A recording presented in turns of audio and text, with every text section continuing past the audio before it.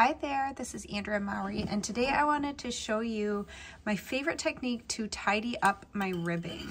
So right now I'm just working on a pair of DRK everyday socks, and if you have ever had issues with your ribbing where you feel like your knit stitches on one column, depending on what kind of ribbing you're doing, 1 by 1, 2 by 2, if you feel like it looks sloppy, like one of your knit stitch legs kind of kicks out too far, I think many of us have experienced it. I want to show you my favorite way to fix it, and that is how I'm knitting these socks right now, and it's with something called combination knitting. So basically the reason we can end up with sloppy ribbing is because we actually use a bit more yarn when making a purl stitch than we do when making a knit stitch. So when we have knits and purls next to each other in one row, what can happen is that it will create an uneven tension as we move across our row, switching back and forth between knitting and purling. So we can do something called combination knitting, and what I'm going to do is I'm going to demonstrate it both in English style knitting, holding the working yarn in my right hand, and in Continental style knitting, holding the working yarn in my left hand. I'm going to go ahead and start with Continental, and I'm going to work about half this row that way, and then I'll switch over to English, and I'll let you know when I'm making that switch so you can make sure to see it in the way that works best for you. So I have 2 purls here, and what we're going to do to try and equal the same yarn usage for our knit stitches and our purl stitches is when we purl, we're just going to wrap our yarn going the opposite way we usually do. So typically when we purl, we wrap our yarn over the top of the needle, but that's how it uses up a little bit more yarn than when we are knitting. Like this, that uses less yarn than wrapping the yarn around the top of our needle to purl. So to try and equal these two things out, to balance them out, what we're going to do is we're simply going to wrap our yarn under our needle and pull it through instead of going over the top like we usually would. So I've inserted my right hand needle as if to purl, and then I'm just going to wrap the yarn under and pull it through. And there's my first purl stitch.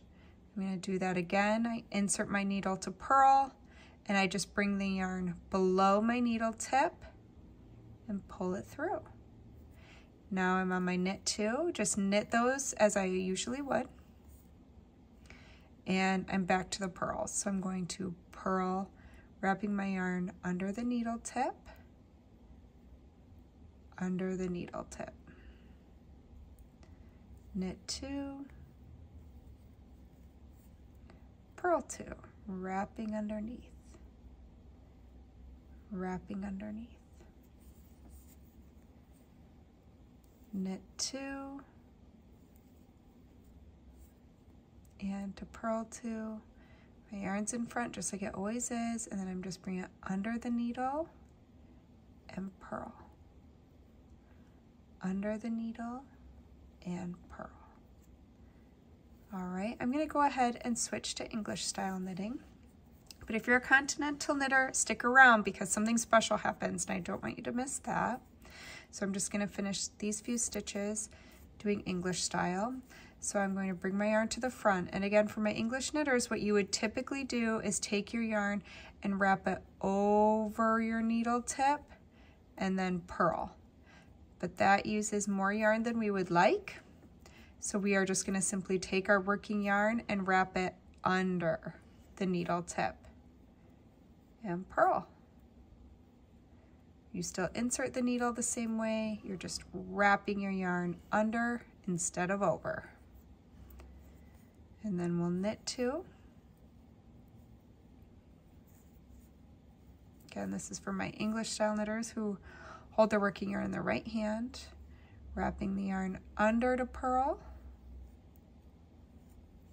under to purl, and knit 2. Bring it back to the front, wrap it under to purl, under to purl, knit 2. under to purl, and under to purl. All right, so now here is the only thing that's going to change besides tidier ribbing when you choose to use this method is when we wrap that yarn underneath the needle tip instead of over, is it's actually going to change the orientation of our stitches. So what we're going to see, and it might be easier for me to show you once it's right on the needle ready to go. Pull my little needle through here quick. This time for this row, I'm going to stick in English for the first half, and then I'll go back to Continental for the second half. But basically what you're going to see is once you get up to our purl stitches, they're going to be mounted backwards as though you knit them through the back loop. So do you see how their back leg is what is closer to the tip than the front leg? So unlike these knit stitches we just knit, which have the front leg is closer to the needle tip than the back leg. See, that's back here. So all we have to do to keep them from being knit twisted is now we will always work those stitches through the back loop, which is pretty, oopsie, there was my yarn, which is pretty easy to get in the rhythm of once you get used to it. So I'm on my purl stitches, they are mounted backwards, so I just go purlwise under the back leg. So instead of going through the front, which would twist it, I'm going to go under the back leg, wrap my yarn under, and purl.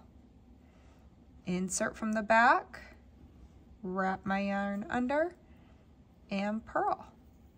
Return my yarn to the front and knit 2. Now I'm back to purling, so I go through the back loop, wrap my yarn under, and purl. Through the back loop, wrap my yarn under, and purl. Knit 2. I'll switch back over to Continental now. So this will be the same way all the way for the rest of the sock because I'm working in the round. It's a little bit different if you're working flat, but in the round, I just now know after doing that for the first time by wrapping my yarn underneath, every round that afterwards, I'll always be working my purls through the back loop, continuing to wrap my yarn underneath instead of over the top. So I've switched back to Continental with the working yarn in my left hand. And I am inserting my needle tip through the back loop, wrapping my yarn under, and purl. Insert my needle through the back loop, wrap my yarn under, and purl. Knit 2.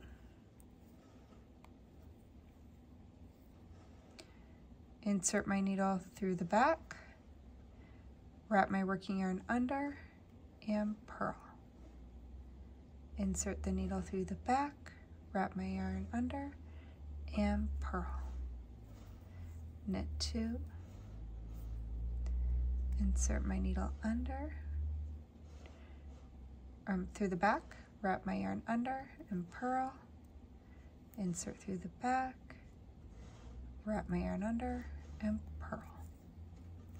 And that's it. That is all there is to combination knitting, is we are just always wrapping our yarn under instead of over on our purls, and then when we come to work those stitches again where we wrapped our yarn under, they will be twisted, which means we have to work them through the back loop. I also have a video on how you will manage this when working your ribbing flat, so if you would find that helpful, I'll put a little link below so that you can do your combination knitting, your combination ribbing, and all of your projects to help you have some nice, tidy rib stitches. Happy knitting!